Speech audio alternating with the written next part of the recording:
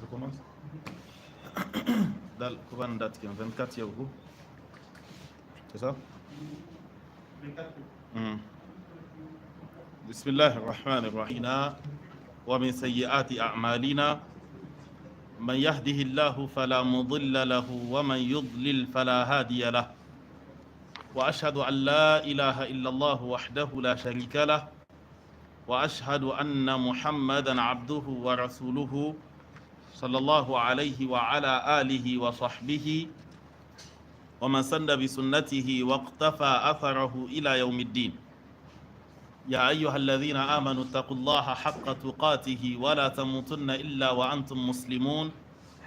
يا أيها الناس اتقوا ربكم الذي خلقكم من نفس واحدة وخلق منها زوجها وبث من الله وقولوا قولا سديدا يصلح لكم أعمالكم ويغفر لكم ذنوبكم ومن يطع الله ورسوله فقد فاز فوزا عظيما. أما بعد فإن أصدق الحديث كتاب الله وخير الهدي هدي محمد صلى الله عليه وسلم وشر الأمور محدثاتها وكل محدثة بدعة وكل بدعة ضلالة وكل ضلالة في النار. أما بعد فالسلام عليكم ورحمة الله وبركاته. Nous sommes donc aujourd'hui le 24 du mois de Dhul Qa'da de l'an 1446 qui correspondrait donc au 22 mai 2025.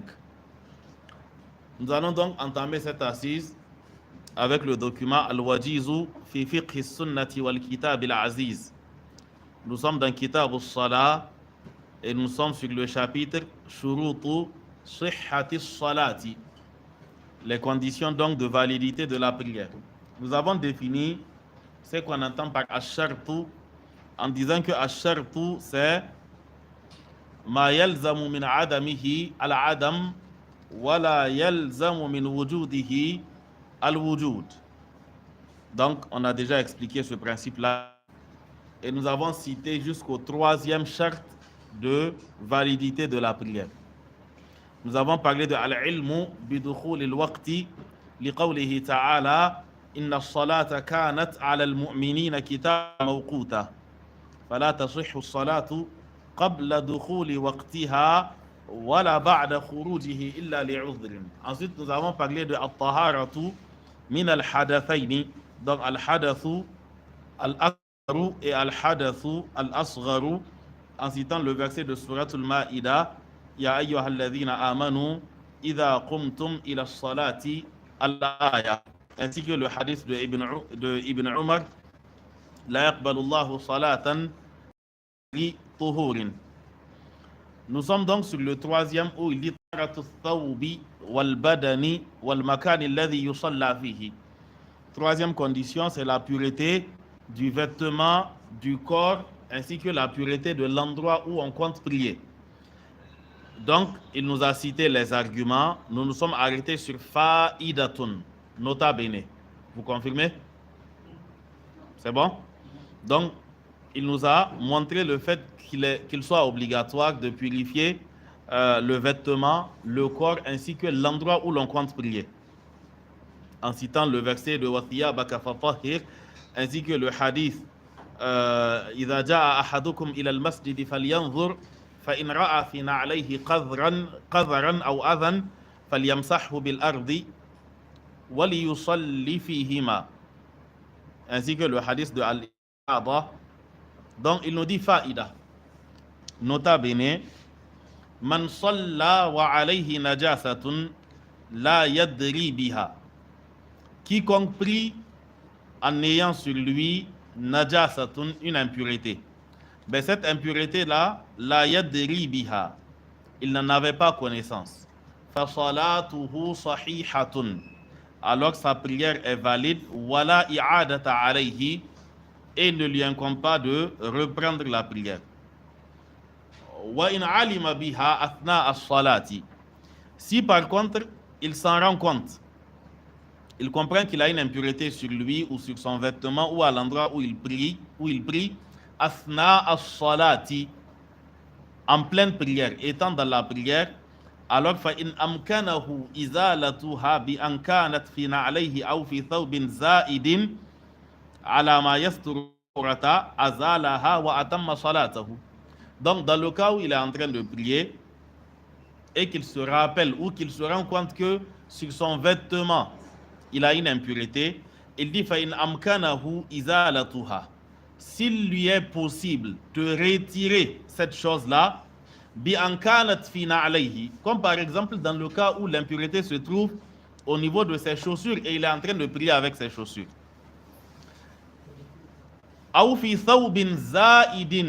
Ou encore l'impureté se trouve sur un vêtement qui va au-delà qui va au-delà de ce qui couvre la nudité. Okay? Comme par exemple, souvent vous avez dans nos coutumes, tu mets il y a le petit boubou et puis il y a le grand boubou qui est en haut. Si l'impureté est sur ce boubou, le fait que tu le retires, c'est un thawbun za'idun ala ma yastrul awra. C'est-à-dire que c'est un vêtement qui est un surplus en fait. C'est-à-dire que même sans lui, ta aura est toujours couverte. Donc quand il y a une impureté sur un vêtement qui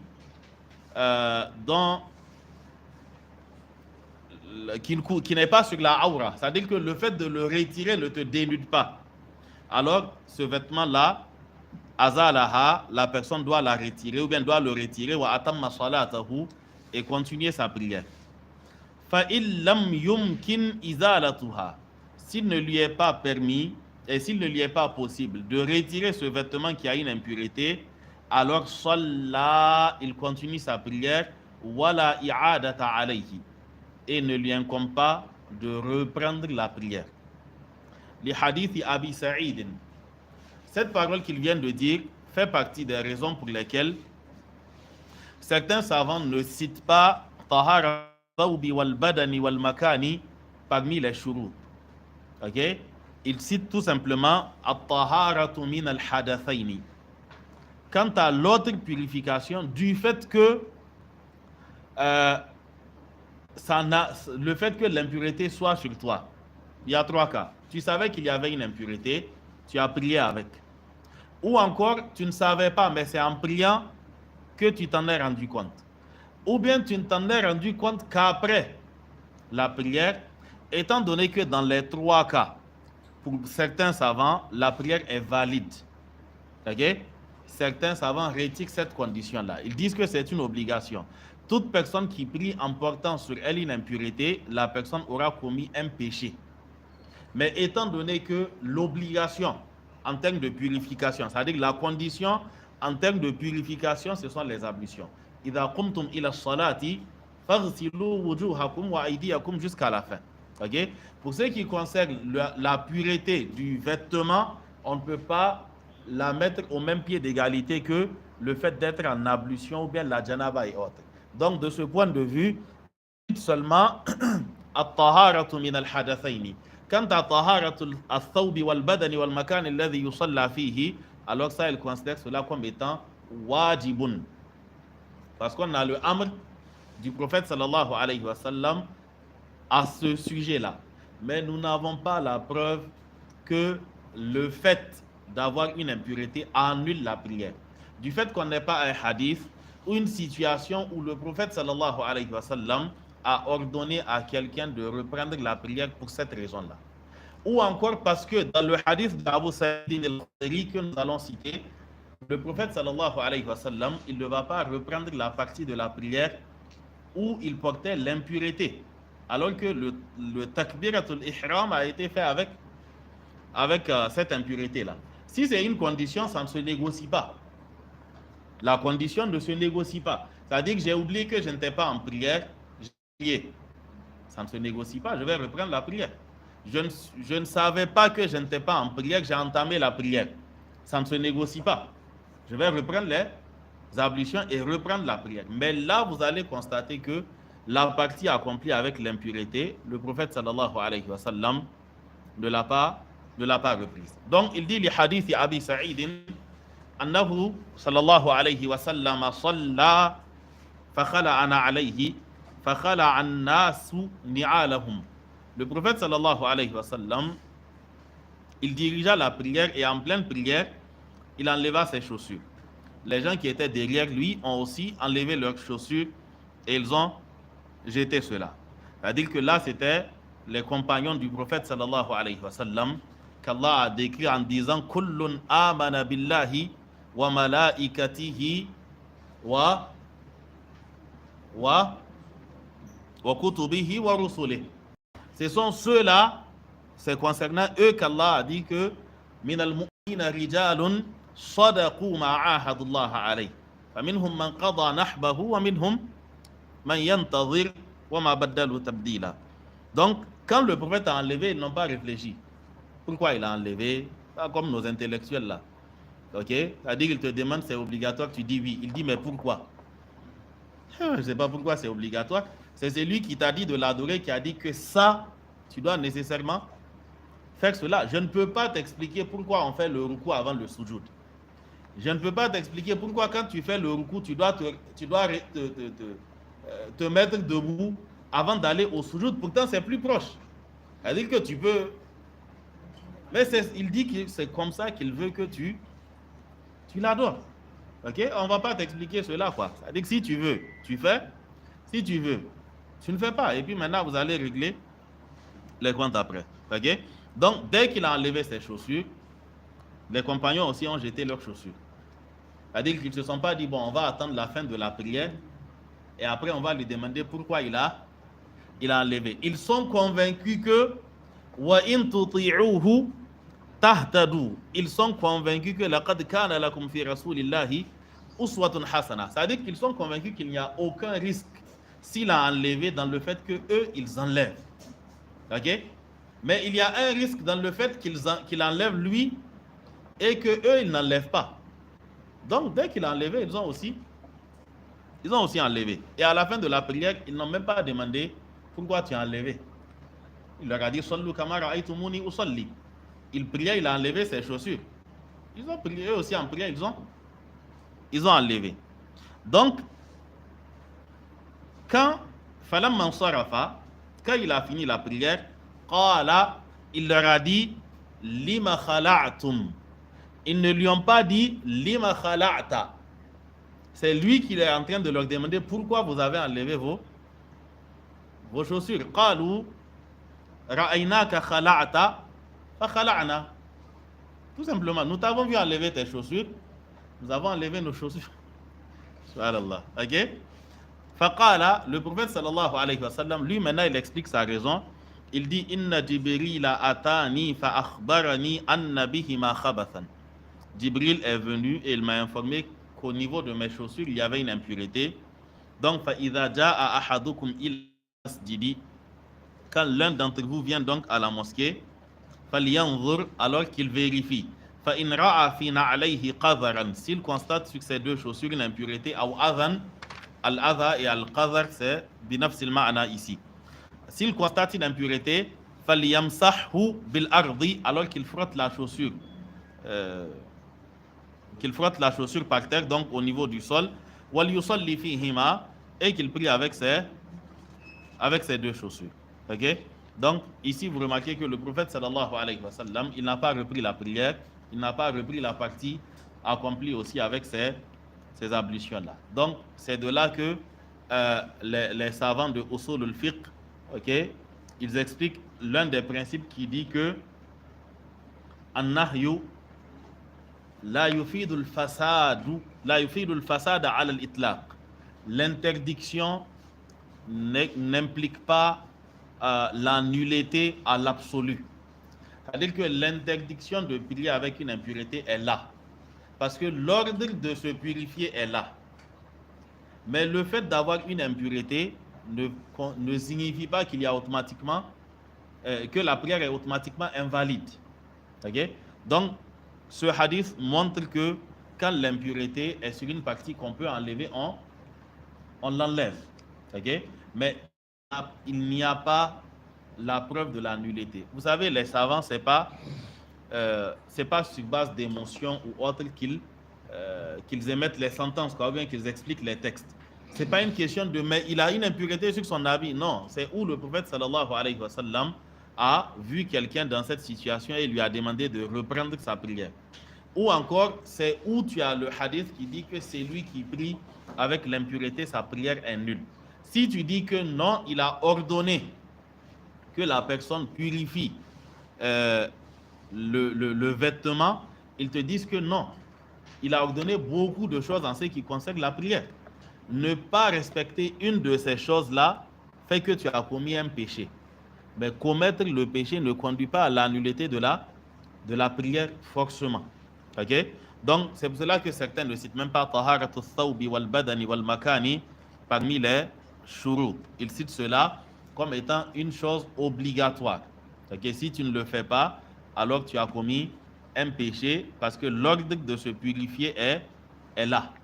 Ok? L'ordre de se purifier est là et donc il faut s'y conformer. Ce n'est pas de cet ordre que nous sommes en train de parler. Nous sommes en train de parler de celui qui aura une impureté sur elle en train de prier, qui se rappelle, mais qui ne peut pas l'enlever parce qu'en l'enlevant, il doit se dénuder.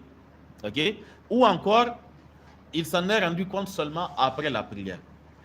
Ce que nous venons de dire ne signifie pas que tu sais que l'habit est impur. Mais comme on t'a dit que même dans ce cas, la prière est valide, bon, je te dis que dans ce cas, ce n'est pas de ça que nous sommes en train de parler. La règle, elle est connue. Ça, c'est l'exception.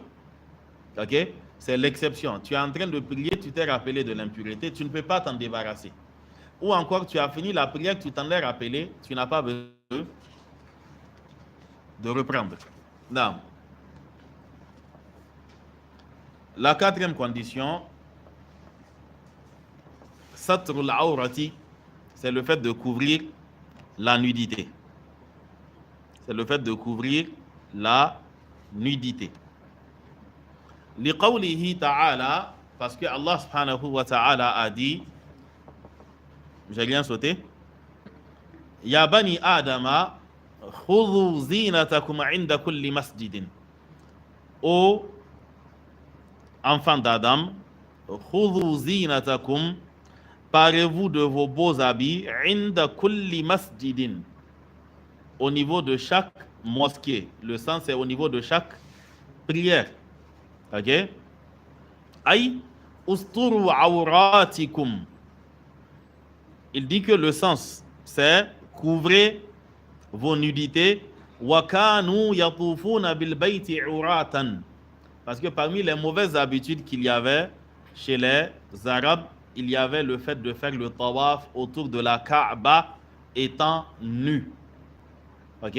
Le fait de faire le tawaf uryanan étant nu, cela faisait partie des pratiques auxquelles les gens s'adonnaient. Donc, khudhu zinatakum inda kulli masjidin, ay usturu awratikum, parce que kanu yatufuna bil bayti uratan. Uratan, c'est le jam'u de comment? Là, c'est le jam'u de uryan. Ok? C'est le jam'u de awratun, c'est awratun. Il a dit usturu awratikum. Ok? Salluna uratan. Ok? Comme dans le hadith de Jibril qu'on avait vu. Wa antaral hufat al-urat al-alata ri'a al-sha'i yatatawaluna fil bunyan. Naam. ولقوله صلى الله عليه وسلم لا يقبل الله صلاة حائض إلا بخمار. Le prophète sallallahu alayhi wa sallam a aussi dit en ce qui concerne le vêtement, La yaqbalullahu salata ha'idin. Allah n'accepte pas la prière de al-ha'id. Est-ce que al-ha'id prie? On ne parle pas de al-ha'id bima'na au moment où elle est en train de voir son haïd. C'est pour dire al-baligha, celle qui a atteint l'âge, le niveau où elle voit son haïd. Donc elle est pubère et maintenant elle doit commencer à prier. Donc, la yaqbalullahu salata ha'idin. Allah n'accepte pas la prière de la femme pubère. Ha'id, même quand il a une sifa du mudhakkar, il est mu'annath, parce qu'il n'y a pas d'homme ha'id pour qu'on soit obligé de dire imra'atun ha'idatun, parce qu'il n'y a pas de rajulun ha'id. Enfin, il n'y en a pas. Okay? Même dans leur affaires-là, elles ne sont pas arrivées là-bas parce que le prophète a dit à Aïcha فَإِنَّهُ شَيْءٌ قَدْ كَتَبَهُ اللَّهُ عَلَى بَنَاتِ آدَمَ. Et ça restera à la banati Adam. Non. Donc, il dit qu'Allah n'accepte pas salat ha'idin, la prière de la femme qui a atteint la puberté, illa bi khimarin, sauf si elle porte son khimar. Ok? Le khimar, c'est qu'on désigne par le khimar, c'est ce que la femme porte au niveau de sa tête et qui descend jusqu'à la poitrine et qui va plus bas. Parce que Allah a dit au prophète sallallahu alayhi wa sallam, pas au prophète sallallahu alayhi wa sallam. Trouvez-moi le verset. وَقُلْ لِلْمُؤْمِنَاتِ يَغْضُضْنَ مِنْ أَبْصَارِهِنَّ وَيَحْفَظْنَ فُرُوجَهُنَّ وَلَا يُبْدِينَ زِينَتَهُنَّ إِلَّا مَا ظَهَرَ مِنْهَا وَلْيَضْرِبْنَ بِخُمُرِهِنَّ عَلَى جُيُوبِهِنَّ. Allah dit en ce qui concerne le khimar, وَلْيَضْرِبْنَ بِخُمُرِهِنَّ, jam'u de khimar, ala juyubihinna. Wal asl, quand on dit al-jaybu, c'est le col qu'on désigne par al-jayb. Ok? Même si dans Durus Sulura, on a dit que al-jayb c'est la poche, quoi. Donc al-jayb à la base c'est le col, c'est-à-dire que c'est tout orifice qu'il y a sur un qamis qu'on appelle al-jayb. Ok? Donc wal yadribna bi khumurihinna ala juyubihinna, et qu'elles rabattent leur grand voile sur leur ala juyubihinna, et qu'elles rabattent leur grand voile sur leur poitrine. Ok, nous allons revenir sur cela. On est même obligé d'arrêter. Ok, donc on reprendra après la prière, Inch'Allah. سبحانك اللهم وبحمدك أشهد أن لا إله إلا أنت أستغفرك وأتوب إليك. والسلام عليكم ورحمة الله. والصلاة والسلام على رسول الله وعلى آله وصحبه ومن والاه. أما بعد فالسلام عليكم ورحمة الله وبركاته. نعم.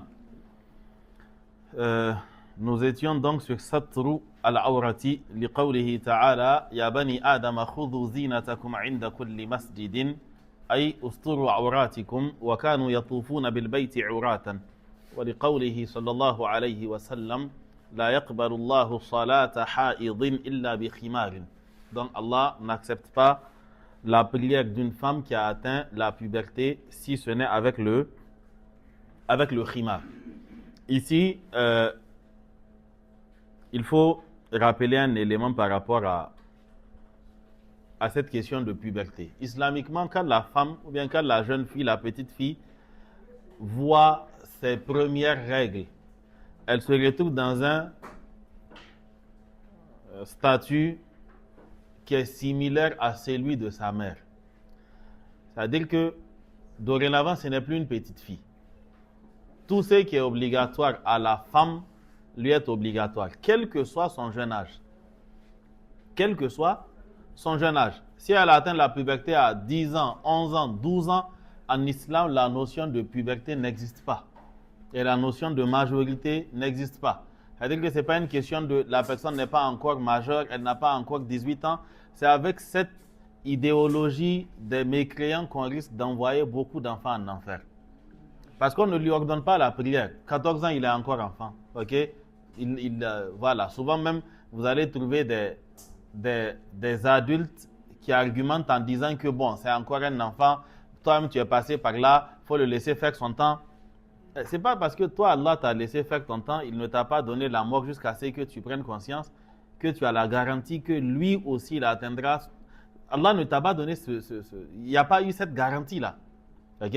Donc, dès que l'enfant, c'est-à-dire le garçon, il voit, il commence à faire des rêves érotiques ou bien il voit des poils pousser à certains endroits du corps, ou que la jeune fille constate ses premières règles, ses premières menstruations, c'est fini. Ce n'est plus une enfant. Cela signifie qu'elle ne doit pas, c'est-à-dire les tontons là, ce ne sont plus des tontons. Ok? Dorénavant, ce sont des étrangers. Les amis de ses grands frères qui l'appellent chéri, il n'y a plus ça. C'est-à-dire que dorénavant, il faut carrément de la même manière qu'on voit sa mère, c'est de cette même manière qu'il faut elle aussi la regarder. Ok? Et malheureusement, les gens sont assez laxistes par rapport à cette question-là. Ce qui fait que très souvent chez les lettrés, les soi-disant lettrés, les instruits, voilà, très souvent l'enfant est un enfant aussi longtemps qu'il n'a pas encore son bac. Ok? Ou bien qu'il n'a pas encore 18 ans. Tant qu'il est encore sur les bancs, alors c'est un enfant. Tout ce qu'il fera, on dit que non, c'est un enfant. Ok? Mais aux yeux de la législation, ce n'est plus un enfant. Une fois qu'il a atteint la puberté, ce n'est plus un enfant. Ok? Ce qui fait qu'on entretient en fait cet esprit enfantin chez les adolescents jusqu'à leur 18 ans, jusqu'à leurs 20 ans, souvent jusqu'à ce qu'ils atteignent un certain niveau d'études à l'université. C'est en ce moment qu'on considère que non, À 14 ans, s'il commet la fornication, c'est 100 coups de fouet. À 14 ans, il tue quelqu'un par accident, ce n'est pas un enfant. C'est-à-dire qu'il est traité comme étant un homme. C'est un homme. Okay? Donc, il faudrait être assez regardant par rapport à cet aspect-là. Donc, le prophète sallallahu alayhi wa sallam, il dit que la yaqbalullahu salata ha'idin illa bi khimarin. Et ce n'est pas seulement pendant la prière qu'on met le khimar. Une fois qu'elle a atteint le niveau de ha'id, le voile lui devient obligatoire. On a déjà expliqué ce qu'est le khimar. Maintenant, ces textes-là nous montrent l'obligation de couvrir la aura. Mais maintenant, quelle est l'étendue de la aura sur le corps humain? C'est-à-dire d'où à où va la aura chez l'homme et d'où à où va la aura chez la femme. Wa auratur rajuli ma bayna surratihi wa rukbatihi. La nudité de l'homme, c'est ce qui est compris entre le nombril et le genou. كما جاء بذلك الحديث عن عمرو بن شعيب عن أبيه عن جده مرفوعا ما بين السرة والركبة عورة. Ok? C'est qu'il y a donc dans le hadith de Amr ibn Shu'aib qui rapporte de son père, qui rapporte de son grand-père, le prophète sallallahu alayhi wa sallam a dit, quand on dit marfou'an, c'est pour dire que yarfa'ul hadith ila an-nabi sallallahu alayhi wa sallam, il attribue le hadith au prophète sallallahu alayhi wa sallam. Donc, ma bayna surrati, le prophète sallallahu alayhi wa sallam, il dit ma bayna surra. C'est quel genre de ma ici? Il est mawsoula. Ma bayna surrati wa rukbati awratun. Yani, alladhi bayna surra. C'est dans ce sens qu'on utilise le ma ici. Donc, c'est pour la sila. Donc, ce qu'il y a entre le nombril et le genou est une awra. Ok? Le hadith, il est rapporté par Ad-Daraqutni, par Imam Ahmad et Abu Daoud, et il est déclaré Hassanun par le Cheikh Al-Albani dans Irwa al-Ghalil fi takhrij ahadith manar as-sabil.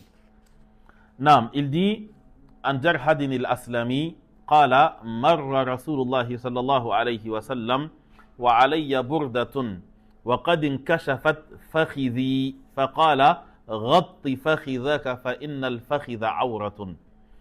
Donc, Jarhad al-Aslami, il dit que le prophète sallallahu alayhi wa sallam était passé. Marra Rasulullah sallallahu alayhi wa sallam alayya. Le prophète était passé, donc à côté de moi. Marra Rasulullah sallallahu alayhi wa sallam wa alayya burdatun. Le prophète sallallahu alayhi wa sallam passait alors que je portais une cape, c'est-à-dire que quelque chose que j'avais sur les épaules qui descendait quoi. Wa qad inkashafat fakhidhi.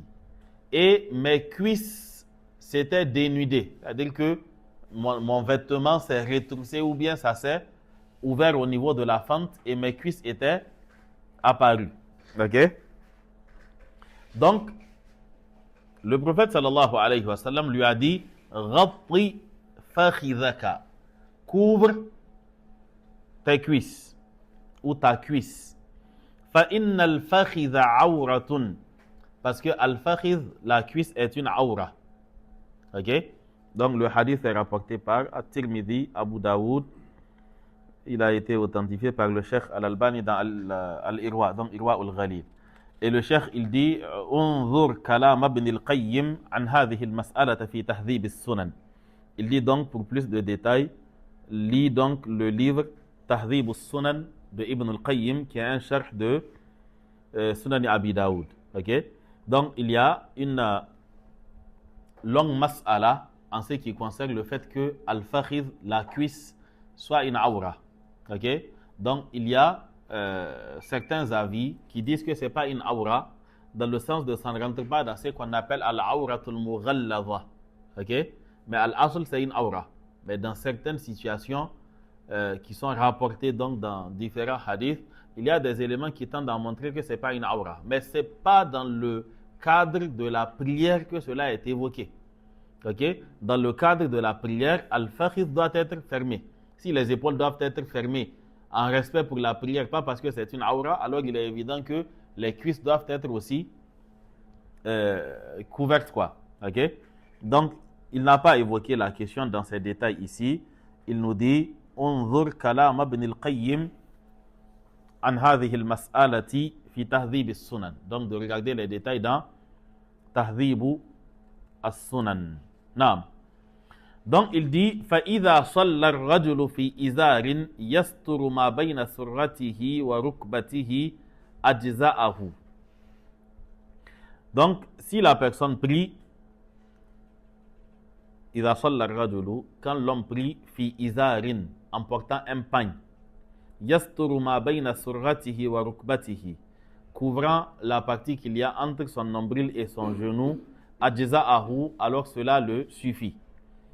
Illa anna nabiyya sallallahu alayhi wa sallam qala, sauf que le prophète sallallahu alayhi wa sallam a dit.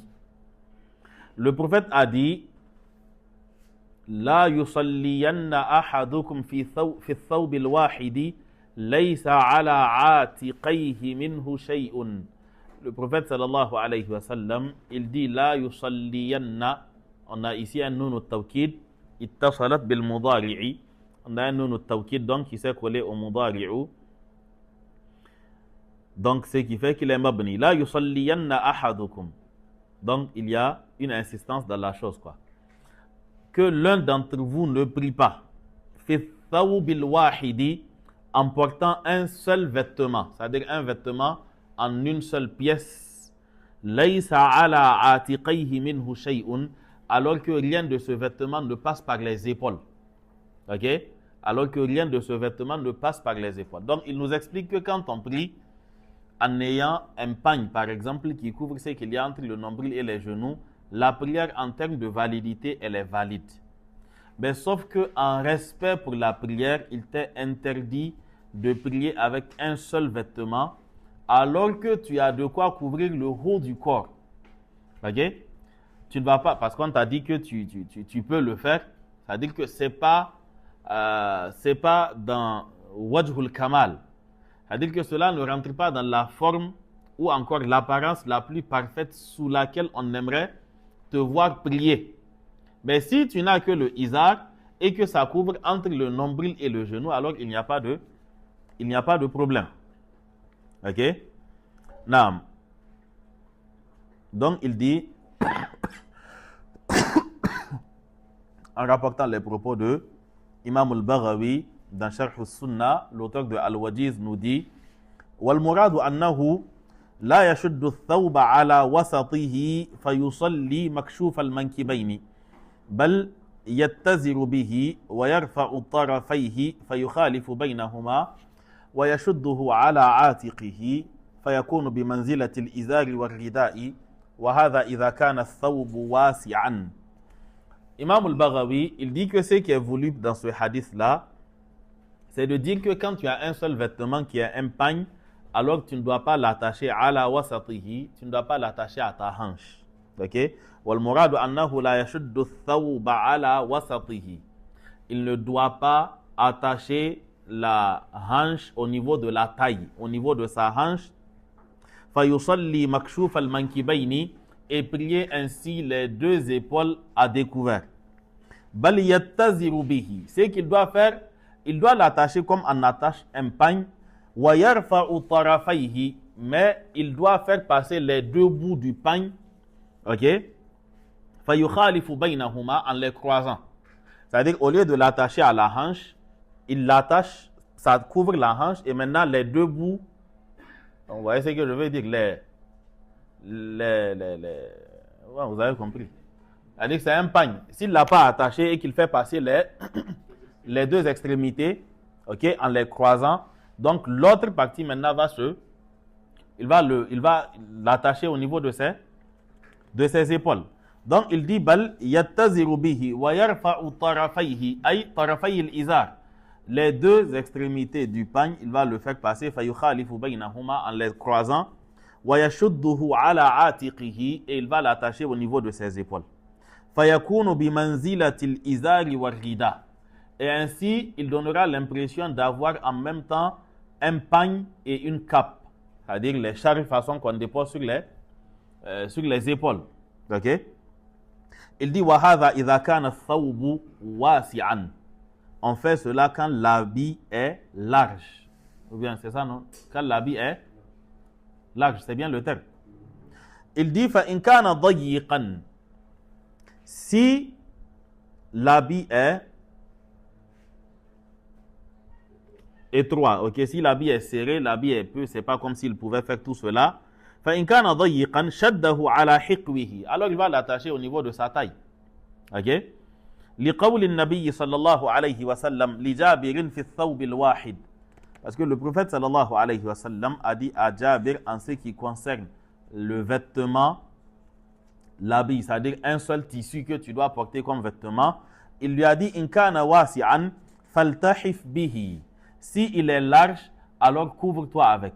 Donc faltahif bihi, c'est ce qu'on a expliqué. C'est-à-dire que ça couvre ta taille et en même temps tu fais passer ça par une technique ou une autre pour que ça puisse couvrir aussi le haut de ton corps. Ok? Wa in kana dayiqan, et dans le cas où l'habit est étroit, c'est pas beaucoup, alors fattazir bihi, alors tu dois l'attacher donc au niveau de ta taille, tu dois l'attacher comme un izar, comme un pagne. Le hadith est rapporté par Imam al-Bukhari. Quant à ses propos à partir de wal muradu annahu la yashuddu thawba ala wasatihi jusqu'à la fin, ce sont des propos de Imam al-Baghawi dans son Sharh as-Sunnati. Naam. Ici donc, ce qu'il faut savoir, c'est que le verset ya bani adam khudhu zinatakum inda kulli masjidin montre que pour l'occasion de la prière, en plus du fait de couvrir la aura, on aimerait que la personne soit aussi sous une apparence qui est une apparence respectueuse en fait. Une apparence qui sera en conformité avec l'esprit de l'adoration auquel il est à laquelle il est sur le point de s'adonner. Ok? Il veut prier. Le prophète sallallahu alayhi wa sallam nous dit que إِذَا قَامَ أَحَدُكُمْ يُصَلِّي فَإِنَّهُ يُنَاجِي رَبَّهُ فَلْيَنْظُرْ أَحَدُكُمْ كَيْفَ يُنَاجِي رَبَّهُ. Quand l'un d'entre vous se met debout pour prier, alors il est en conversation avec son Seigneur. Que chacun fasse attention donc à la manière dont il va converser avec son Seigneur. Donc on s'attend à ce que la personne ait une tenue décente. Okay? Le vêtement que tu ne pourras pas porter, je ne dirais pas pour aller devant le président ou devant un roi ou autre, mais le vêtement que tu ne pourras pas porter pour vaquer à tes occupations de ton quotidien, alors il n'est pas du tout décent que tu le prennes comme étant un vêtement pour la prière. Au point où quand le fer à repasser brûle un boubou à un endroit, bon, tu dis que ça on ne peut pas sortir avec, mais au moins on peut le porter pour aller prier. Je n'ai pas dit que si tu fais ça, ta prière n'est pas valide. Mais dans tous les cas, ça montre c'est que tu réserves à la prière comme vêtement, quoi. C'est-à-dire que ça en dit long sur l'importance que tu donnes à la prière. Okay? Pour prier, même quand tu dois prier c'est-à-dire à des heures ou bien des jours qui vont te trouver à la maison, tu te dois d'avoir un certain vêtement, peut-être décontracté, mais au moins présentable.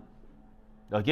On ne te dit pas forcément de t'attacher comme tu t'attaches du lundi au vendredi pour aller au... Tu te fourres, tu mets ceinture, tu t'attaches le cou, tu t'attaches les pieds. On ne te demande pas forcément d'être sous cette apparence-là, mais au moins d'être présentable. Ok? Et on est tous d'accord que nous, dans nos coutumes, on ne conçoit pas qu'une personne d'un certain âge sorte, par exemple, avec un pantalon et peut-être qu'il a mis juste quelque chose pour couvrir ce qu'il y a entre le nombril et la taille. Il n'y a pas de doute que la personne a couvert la aura. C'est-à-dire que si quelqu'un vient à la mosquée et qu'il couvre, c'est-à-dire que nous savons que généralement les tailles des pantalons, les ceintures des pantalons n'arrivent pas au niveau du nombril. Donc, il a le pantalon et puis il met quelque chose juste pour couvrir ce qu'il y a entre le nombril et la taille. Nous savons très bien que har agaban Allah, la aura, elle est couverte. Mais on va tous douter de est-ce que ça va? Ok? Ça veut dire que tout le monde va se poser la question quoi? Est-ce qu'il n'y a pas un problème? Ok? Ou bien carrément l'imam vient dans cet appareil. Donc ce n'est plus une question de aura, mais c'est une question d'appréhension. Comment les gens voient les choses quoi? Parce que sortir de cette manière-là, c'est une chose qui est contraire à ce qu'on appelle al-muru'atu. Ok? C'est-à-dire la valeur d'un homme ou encore la dignité d'un homme, elle prend un coup quand la personne sort ainsi. Même quand tu sors avec un débardeur, c'est bizarre. Aujourd'hui, tu croises l'imam de ton quartier en débardeur parce qu'il est 22h et il marche 300 mètres pour aller acheter du pain ou autre. Bon, tu vas trouver que si toi, tu n'as pas dit que tu étais oustaz dans tous les cas. Tu vas trouver que toi, si tu le fais, ça peut passer. Mais l'imam, c'est pas... Ok? Donc cela signifie que il ne faut pas oublier le fait que l'utilisation du terme zina a tout son sens. C'est-à-dire qu'on aurait pu dire par exemple khudhu libasakum, khudhu thiyabakum, mais Allah a dit khudhu zinatakum. Et c'est pour cela que les savants disent que lors de la prière, on s'attend à ce que la personne soit dans un état de kamal. C'est-à-dire tout ce qui reflète la grandeur, tout ce qui est accoutrement d'essence, de respect dans sa tradition, dans les normes de la société musulmane dans laquelle il vit, alors la personne doit se conformer à cela. C'est pour cela que vous avez des savants contemporains qui ont beaucoup durci le ton par rapport au phénomène qui consiste à se découvrir la tête. C'est-à-dire qu'ils disent que ça ne fait pas partie des coutumes des musulmans le fait qu'un homme atteigne un certain âge et qu'il se promène comme ça. C'est-à-dire la tête nue. Sans rien avoir sur la tête, ça ne faisait pas partie des coutumes des pays musulmans. Je ne parle pas des Arabes. Prenez même dans nous nos coutumes. Prenez tout ce que vous voulez comme ethnie. Vous avez déjà vu le roi d'une de ces ethnies-là qui vient s'asseoir comme ça sans rien sur la tête? Vous avez déjà vu les notables autour du roi venir s'asseoir sans rien sur la tête? Il n'y a pas une seule ethnie qui a le fait de découvrir la tête comme étant principe. Ok? Donc, ce sont des principes qui ont été, ou bien des règles de l'accoutrement qui sont rentrées dans nos sociétés via la colonisation, via l'école, via ces choses-là. Sinon, en réalité, ce n'est pas du tout dans nos coutumes que de voir une personne d'un certain âge ou d'un certain rang social, ok, pas un enfant, pas un petit enfant qui est en train de... Voilà. Dès que tu atteins un certain âge, la tête ne sera pas... C'est-à-dire qu'on ne verra pas ta tête, quoi. Ok? Non. Donc, ils disent que la personne doit en réalité avoir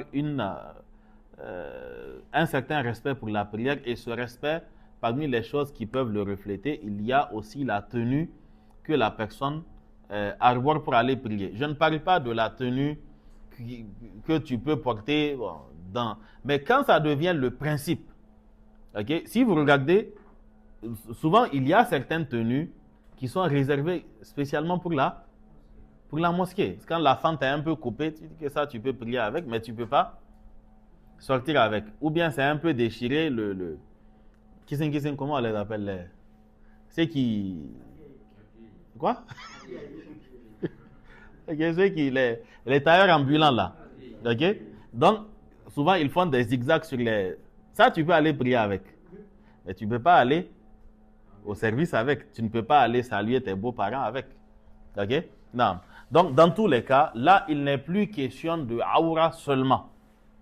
Cela va au-delà de la aura. Et c'est pour cela que Ibn Umar a posé cette question à son élève Nafi'. Il portait un habit pour prier. Il lui a dit, cet habit, tu pourras le porter pour aller au marché? Il dit non. Il lui dit que, mais cela ne sied donc pas. C'est-à-dire que oui, ce n'est pas une question de aura, mais tu ne peux pas le porter pour te présenter devant les gens. Donc pourquoi tu vas réserver cela pour la prière? Wallahu a'lam. Il s'agit là du cas de l'homme. Wal mar'atu kulluha awratun illa wajhaha wa kaffayha fi salah. Dans la prière, la femme, elle est entièrement à couvrir, sauf en ce qui concerne son visage et les paumes des mains. Elle doit couvrir forcément ses pieds. La femme doit couvrir ses pieds quand elle prie.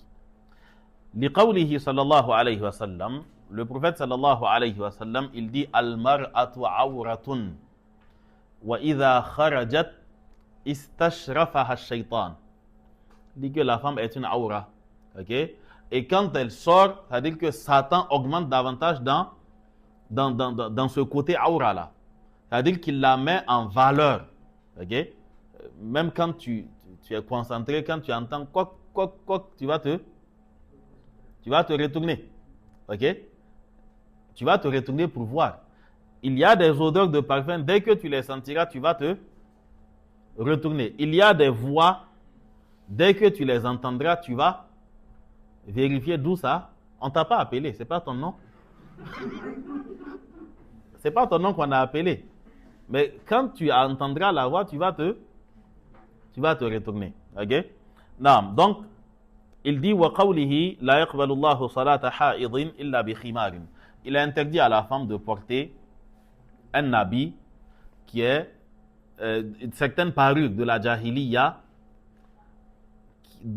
qui étaient portées aux pieds. Les femmes portaient des bracelets aux pieds et les bracelets avaient des boules façon, ok, qui se frottaient. Et le cliquetis était destiné à interpeller les hommes et en même temps pour qu'ils sachent que c'est une femme qui prend soin d'elle-même.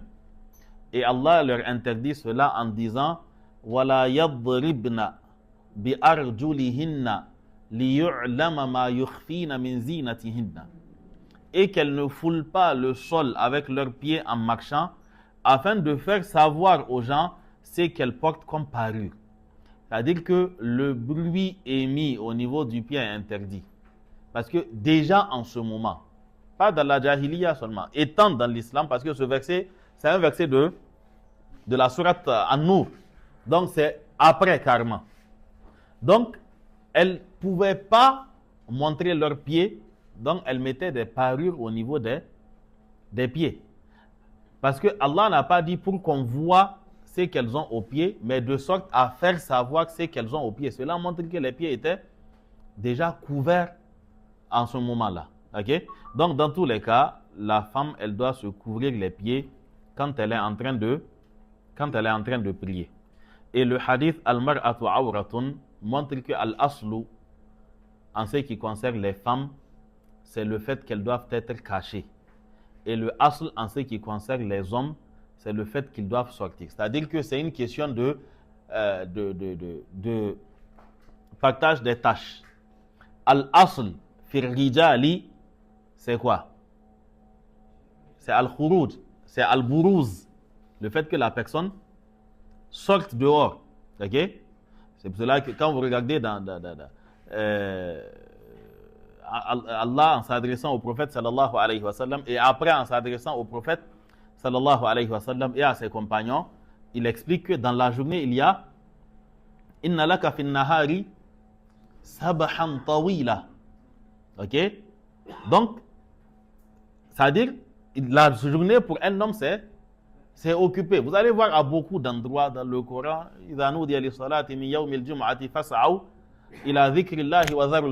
parce qu'ils sont là-bas.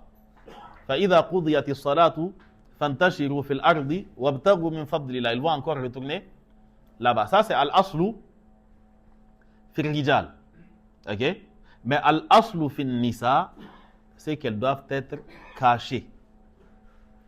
Ok? Elles doivent être cachées. C'est-à-dire le fait que dans une société, les femmes remplissent les rues, le fait que les femmes remplissent, c'est-à-dire tout l'espace public là, en réalité, ça ne présage rien pour l'avenir en ce qui concerne la morale, en ce qui concerne la pudeur, en ce qui concerne certaines valeurs, quoi. La pudeur chez la femme, toutes ces choses-là, la femme finira par les perdre. Surtout quand la sortie est combinée à la mixité, ok, où les gens se frottent dans tous les espaces. Cela ne présage rien de bon.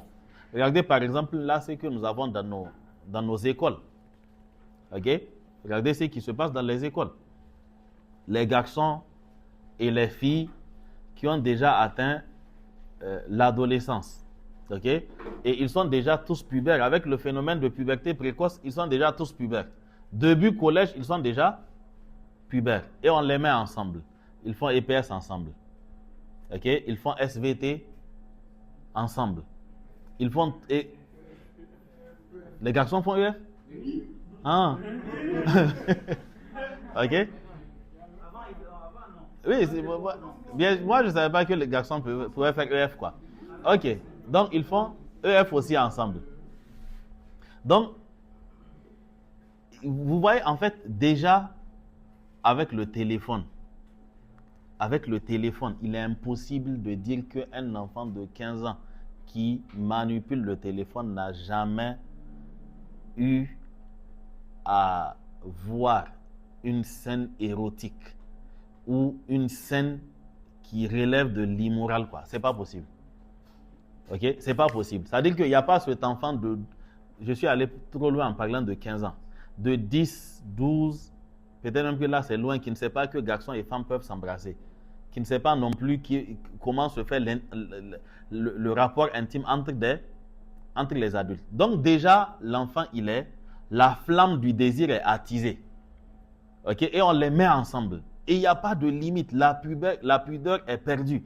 Avant, jusqu'au collège, quand on te dit que c'est ta copine, tu te fâches. Et pour montrer que ce n'est pas ta copine, tu la frappes même.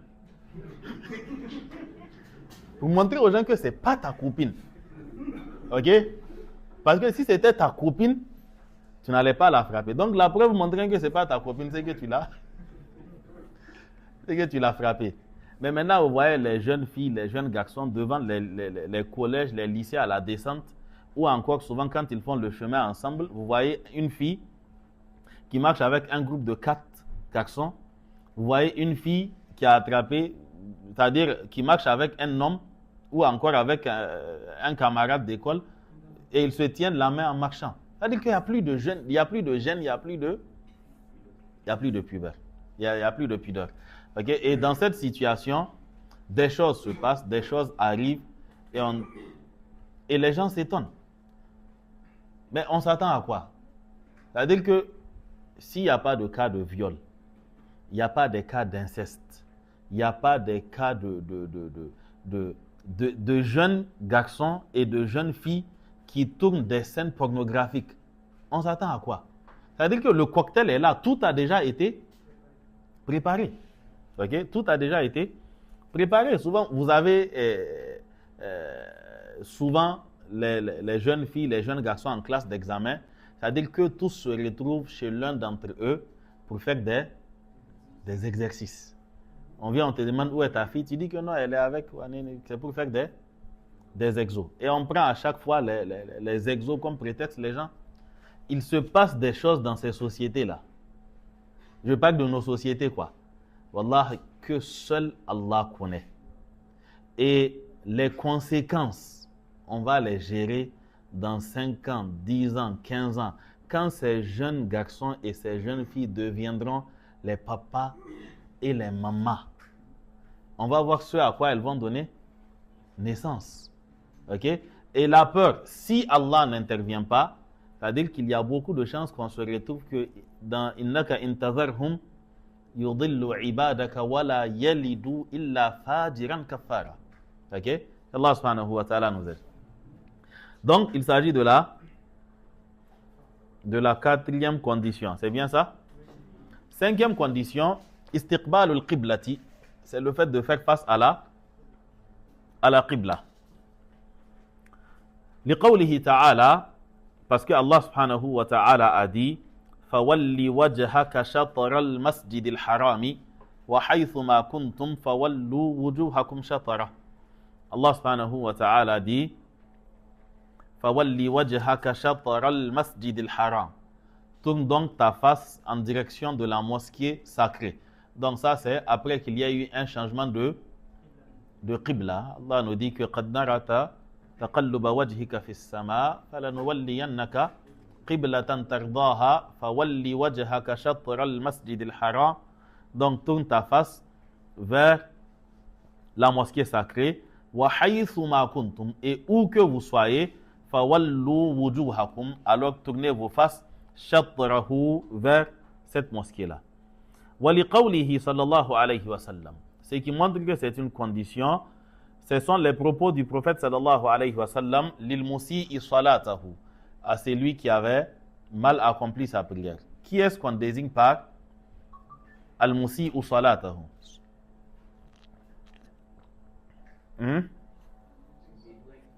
Comment? Non, ce n'est pas la traduction, je demande. Je parle de l'histoire d'où vient ce nom-là.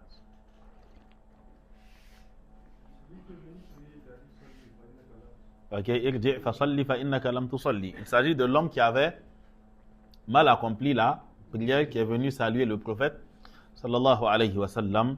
Donc le prophète sallallahu alayhi wa sallam lui disait retourne prier parce que tu n'as pas prié. C'est son hadith qu'on appelle hadithu al-musi'u salata. Ok, donc al-musi'u salatahu, c'est lui qui a mal accompli sa prière.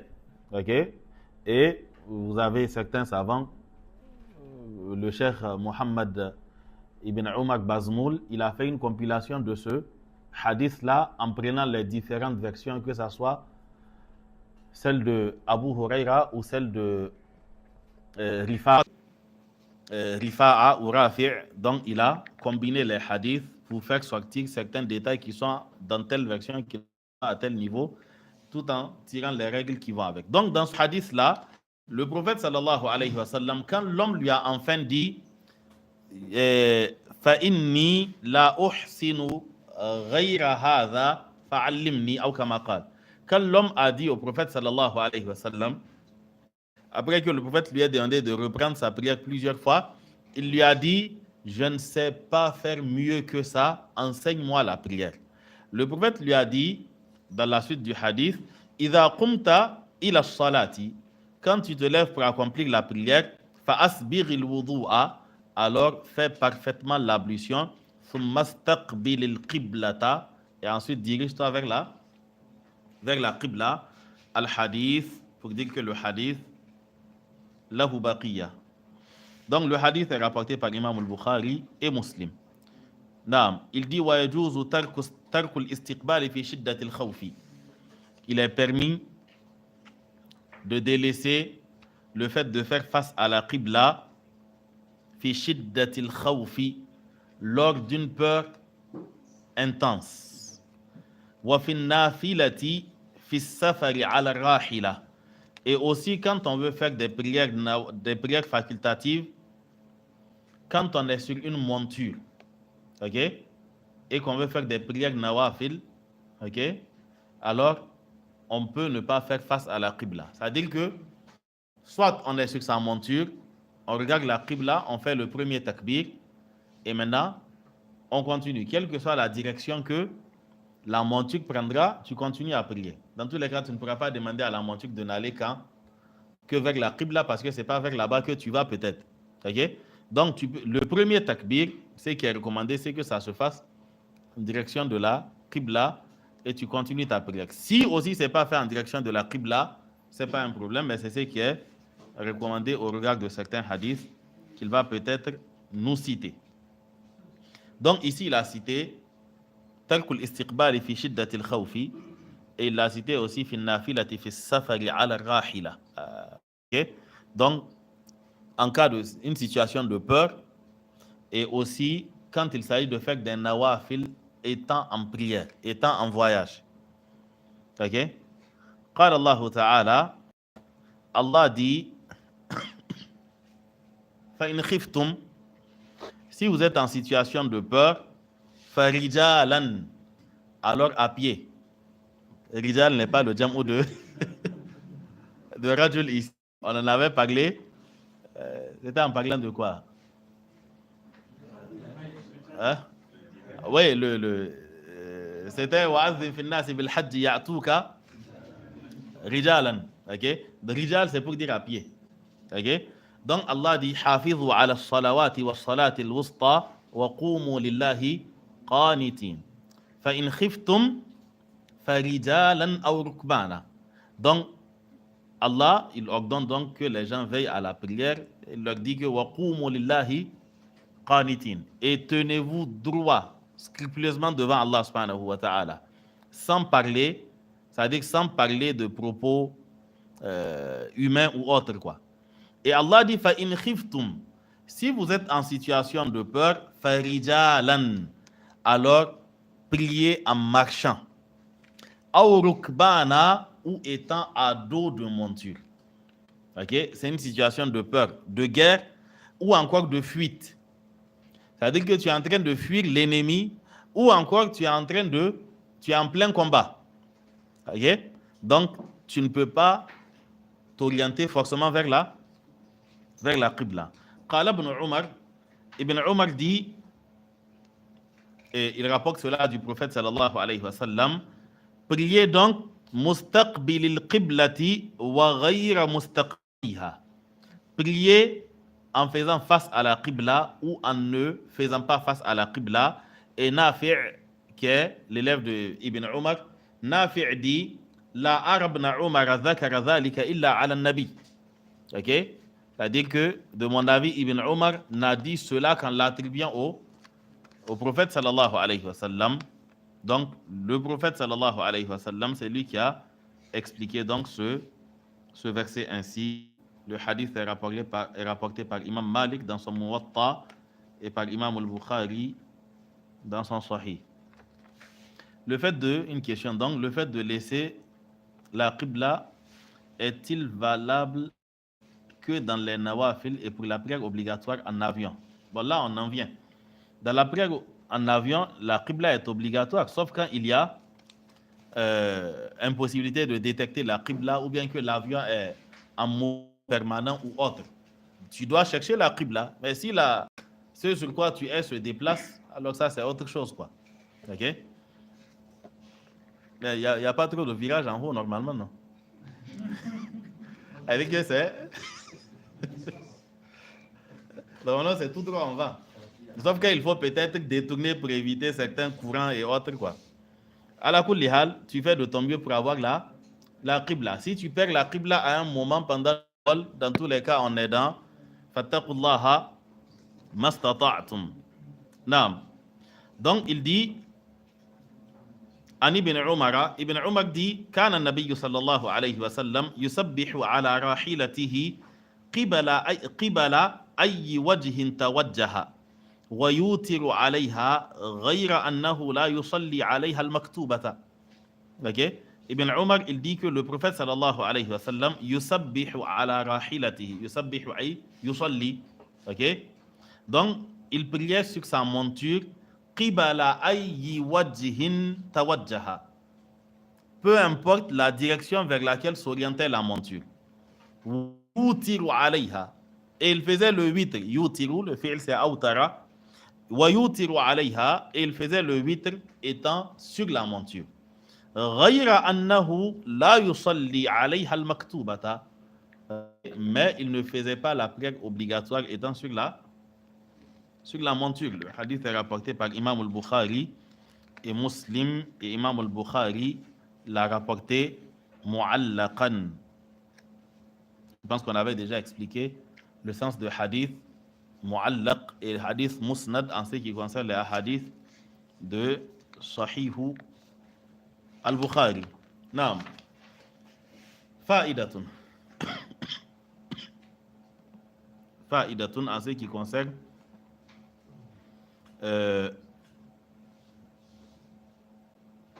la qibla. Il dit man taharra al-qiblata fa salla ila al-jihati allati dhannaha ثم تبين له خطأه فلا إعادة عليه عن عامر بن ربيعة قال كنا مع النبي صلى الله عليه وسلم في سفر. Donc taharra al-qiblata, c'est lui qui fait un effort, un ijtihad, c'est-à-dire qu'il est arrivé à un endroit où il ne sait pas où se trouve la qibla. Et il fait un effort pour avoir la qibla. Finalement, il a des indices et des éléments qui lui disent que la qibla c'est par là. Et il a prié en direction de ce qu'il pensait être la qibla. Ok?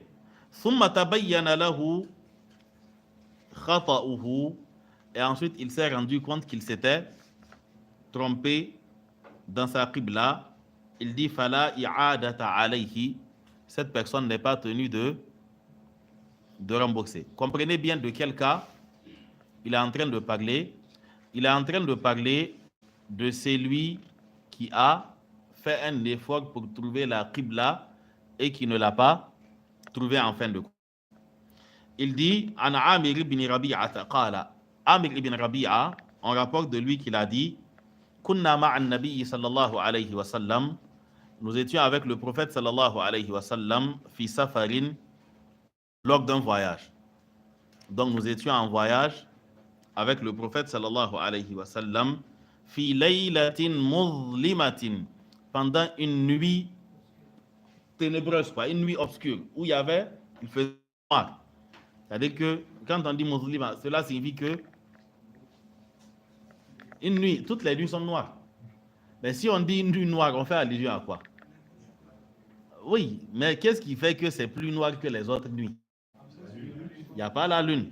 Ok? Il n'y a pas la lune, et peut-être aussi que les étoiles n'étaient plus là, surtout les étoiles qui servaient de repère. Ok?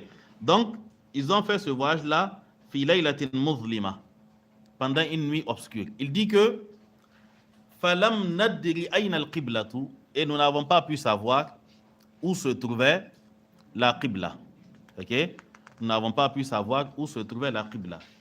En quoi est-ce que le falam a rendu cela majzoum? Falam nadri mal qibla. Le lam est un jazim.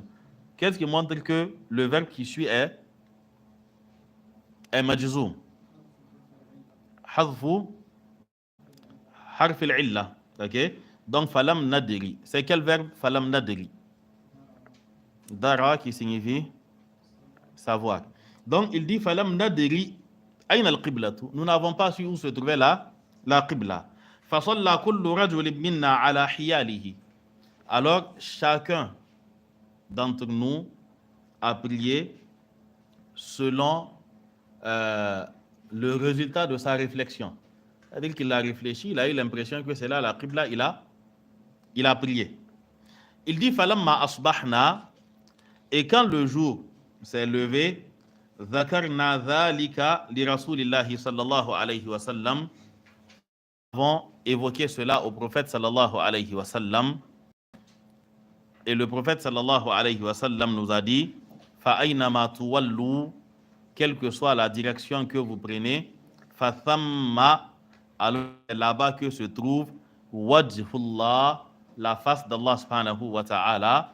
Donc dans le sens de tourner, c'est-à-dire quelle que soit la direction que vous prenez après un effort de ijtihad, alors il n'y a pas de problème. Le hadith est rapporté par At-Tirmidhi, Ibn Majah, ainsi que par Al-Bayhaqi, et le hadith a été déclaré Hassan. Mais il y a quelques soucis au niveau de ce de ce hadith-là. Bien vrai qu'il ait été déclaré Hassan. Ok? Non. On ne va pas rentrer dans les détails de la raison pourquoi il est daïf. Mais pour ce qui concerne le statut ou bien la règle qui a attiré, la règle, elle est réellement valable. Ok? Non, je pense qu'on va finir à Niyya, mais c'est qu'on n'aura pas du temps pour faire al-usul al-thalatha, mais au moins on aura fini avec shurutu as-salah. Naam.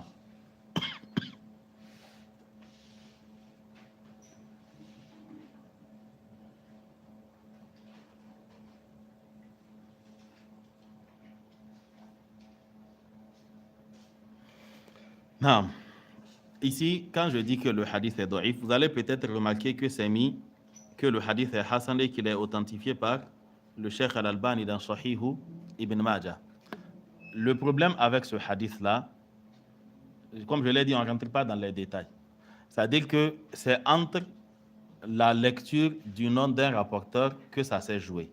Le Cheikh Al-Albani, il a critiqué la chaîne du hadith pour une raison, mais une autre raison, il ne l'a pas évoquée à cause d'une erreur dans l'écriture de Amr ibn Qais et Umar ibn Qais. Ok? C'est écrit Amr ibn Qais dans certaines éditions, notamment des éditions de le Musnad de Abu Daoud at-Tayalisi. Mais cette erreur a été corrigée. Il s'est avéré qu'il s'agissait en réalité de Umar ibn Qais et non pas Amr ibn Qais. Ok? Et c'est pas la même personne. Amr ibn Qais est thiqa. Si c'est de lui qu'il s'agit, le hadith est Hassan. Alors que Umar ibn Qais, lui, il n'est pas thiqa. Et lui, le hadith, il le rend daïf. Donc, il y a cette petite erreur-là qui a glissé dans un nom, mais qui a été rattrapé dans les dernières éditions de Musnad de Abu Daoud at-Tayalisi. Je pense que cela a été fait après le décès du Cheikh Al-Albani. Donc, c'est pour vous dire que quand on dit authentifié par Albani, ne pensez pas que les savants de la Sunna, c'est par fanatisme. Ok? C'est pas par fanatisme. C'est pas comme vérification de la part des savants. Ok? Il y a des vérifications, mais disons que c'est lui qui est la référence, ok, de ce siècle-là. Donc, de ce point de vue, son authentification rassure plus que les authentifications des autres. Et pour certaines raisons aussi qui sont liées à sa personne et ainsi de suite, quoi. Naam, Wallahu alam. Le dernier des sharts, c'est an-niyya. An-niyyatu, donc l'intention. Okay? Je pense que cette mas'ala, certains frères avec qui on avait fait le cours de Boulough al-Maram, je pense que cela, on l'avait expliqué. Donc, assalamu alaikum, wa alaykum assalam. Est-ce que le fait que l'imam trouve la position de la qibla est suffisante pour les ma'moum? Ce n'est pas suffisant. Ok?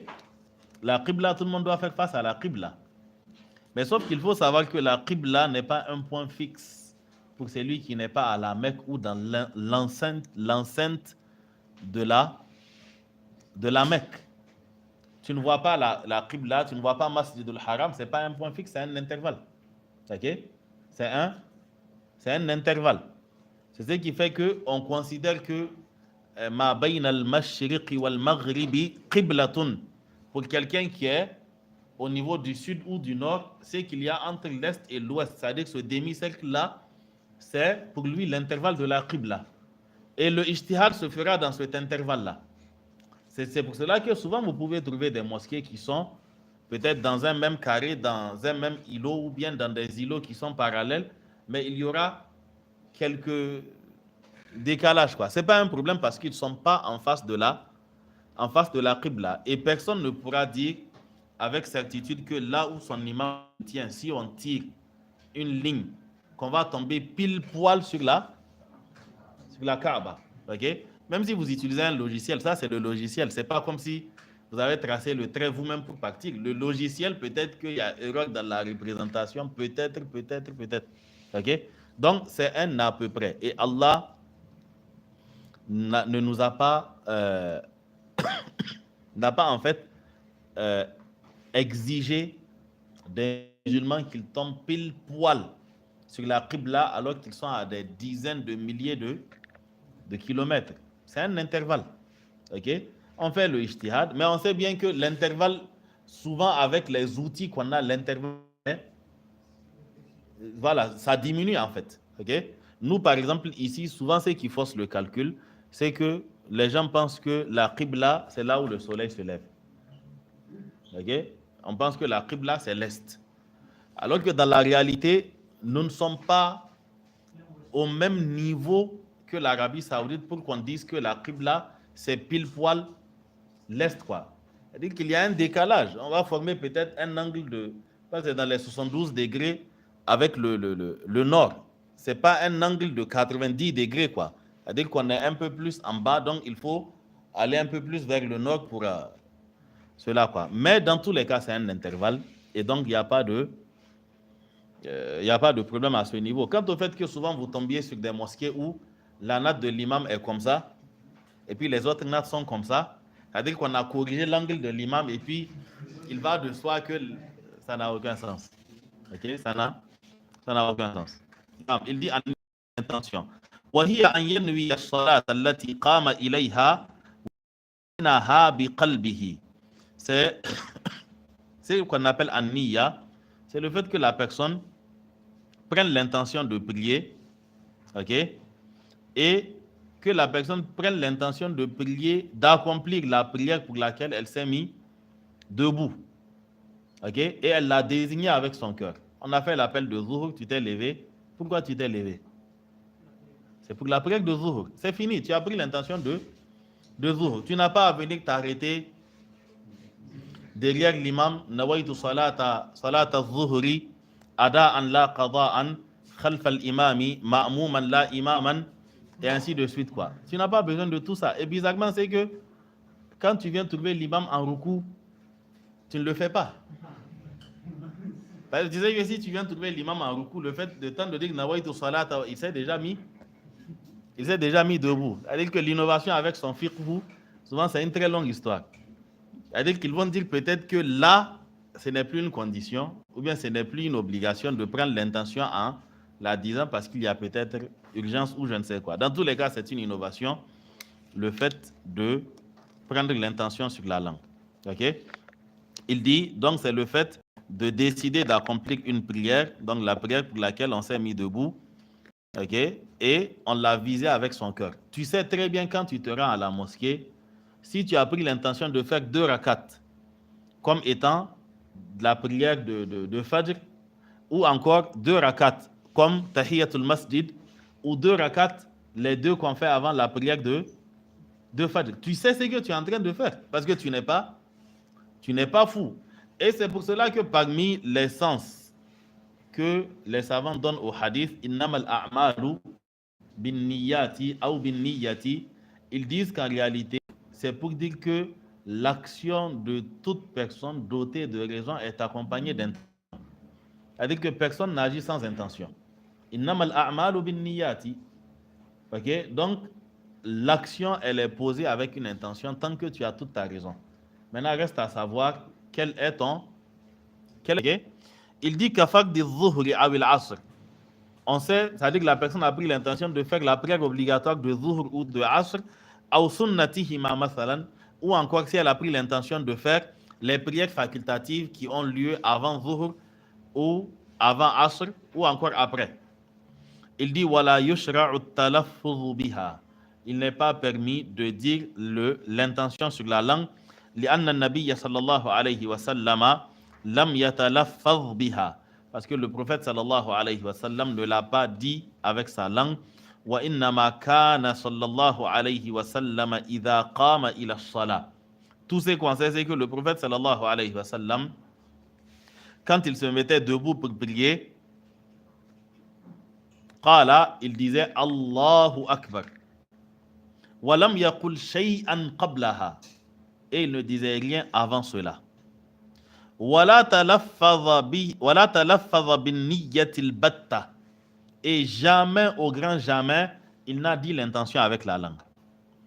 وَلَا قَالَ. Et il n'a jamais dit أُصَلِّي لِلَّهِ صَلَاةَ كَذَا. Je suis en train de prier pour Allah, telle prière. Mustaqbil al-qiblati. En fait, il est en train de dire comment les gens disent quoi pour faire cette innovation.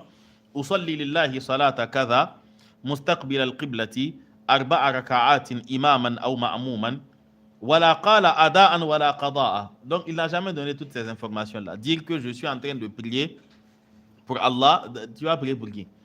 Je suis en train de prier pour Allah, la prière de Zuhr par exemple, et je le prie mustaqbil al-qibla, en faisant face à la qibla. Tu vas regarder où pour prier si ce n'est pas là, la qibla. Arba'a raka'atin. Si c'est Zuhr ou Asr ou Isha, ça n'a pas de sens que tu précises le nombre de rakat. Et tu dois préciser imaman ou ma'mouman. Si tu es un imam, tu diriges, ou bien si tu es... Ok, tu as dit imaman. Tu as fait le takbir, quelqu'un est venu s'arrêter à côté de toi. Maintenant, disons, tu as dit ma'moum. Tu as fait le takbir, quelqu'un est venu s'arrêter à côté de toi. Tu deviens quoi? Imam. Maintenant, dans le fiqh de cette bid'a, tu fais comment? C'est-à-dire que tu changes l'intention en plein vol ou bien tu annules, ça n'a pas de sens. Ok? Et wala qala, et le prophète sallallahu alayhi wa sallam, en priant une prière, il n'a jamais dit ada'an, je suis en train de l'accomplir à son heure légale, wala qada'an, ou que je suis en train de la rattraper parce qu'elle est sortie de son heure. Wala fard al-waqti, et il n'a jamais dit je suis en train de faire cela à l'heure obligatoire de cette prière-là. Il dit, et ce sont des propos de Ibn al-Qayyim dans son document Zad al-Ma'ad, il dit hadhihi ashru bid'in. Vous les comptez, ça fait 10. Il dit qu'il s'agit ici de 10 innovations. Lam yanqul anhu ahadun qattu bi isnadin sahih. Que personne n'a rapporté du prophète sallallahu alayhi wa sallam par une chaîne de transmission authentique. Quelqu'un peut dire, bon, peut-être qu'on l'a rapporté d'une chaîne qui n'est pas authentique. Il dit wala da'ifin, ni même par une chaîne de transmission qui n'est pas authentique. Il dit wala musnadin, ni avec une chaîne de transmission, wala mursalin, ni sans chaîne de transmission. Okay? Mursal ici c'est contraire de musnad, sans chaîne de transmission.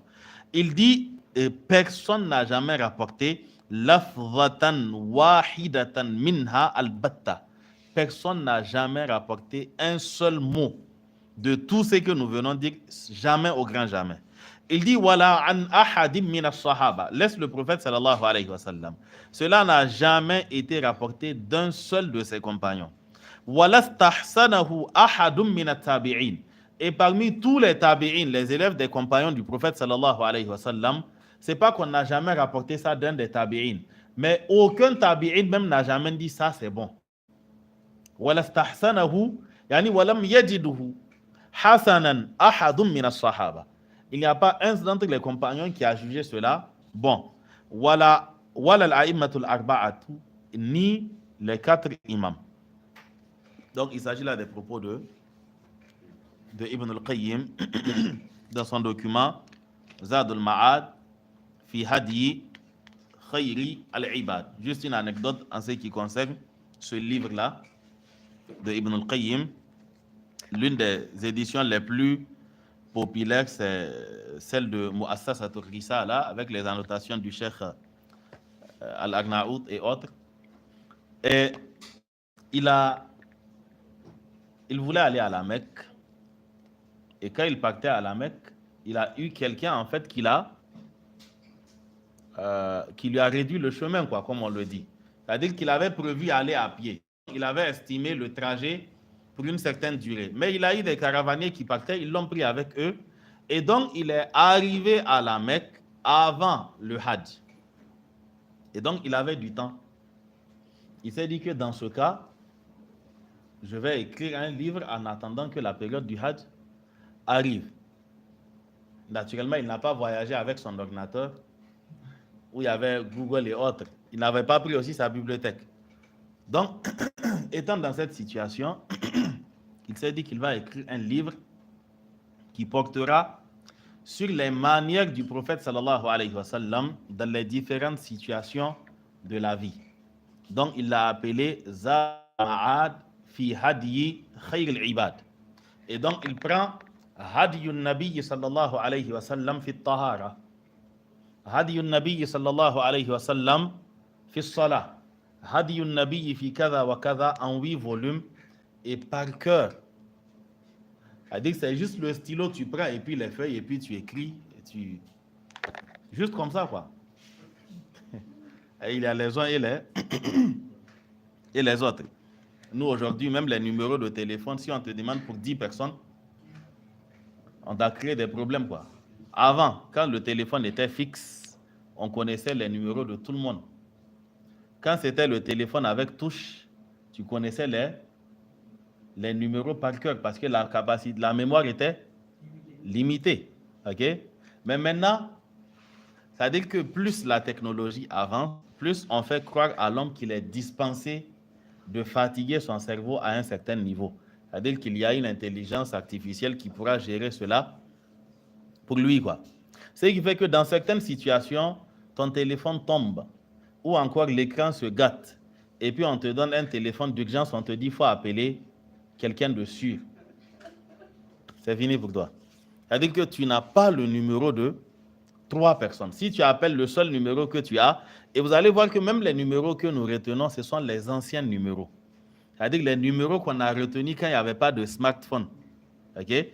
Donc certainement que l'histoire se rappellera de cette période comme étant la période où l'homme a découvert un outil qu'il a appelé smartphone qui semble être plus smart que lui-même, quoi. C'est-à-dire qu'on a tout laissé à la technologie et finalement, nous, on n'a rien en tête, quoi. Qu'Allah subhanahu wa ta'ala nous aide. Subhanak Allahumma bihamdik. Ashhadu an la ilaha illa ant. Astaghfiruka wa atubu ilayk. Wa sallallahu ala nabiyyina Muhammadin wa ala alihi wa sahbihi wa sallam. Wassalamu alaykum wa rahmatullahi wa barakatuh.